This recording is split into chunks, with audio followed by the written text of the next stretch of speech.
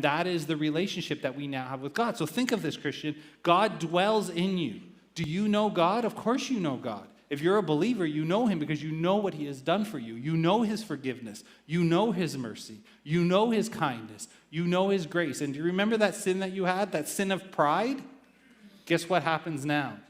The reality is that sin of pride gets taken care of. And the reason why that pride gets taken care of is because the salvation is not by your work. It is not because you're a good person. It's not because you're good looking. It's not because your mom told you were good when you were a child. The only way that you are saved is by grace. Our salvation is by God's grace, unmerited favor. You don't deserve it. It is by God's grace through faith. Both grace and faith are a gift that is given to you by the Holy Spirit because the Spirit now dwells in you. So by faith and by grace, you are now saved. It is not by works, Paul says. It is a gift from God. Why? So that you can't boast about it.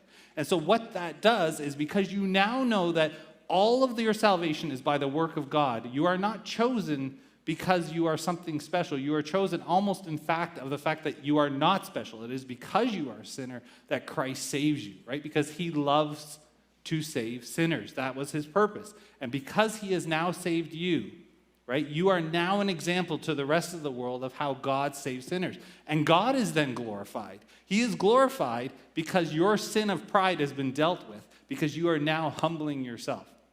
And so when the disciples are here in this position and they're getting spoken about and they're asking about this one who is about to betray them, they get into an argument about who's the greatest.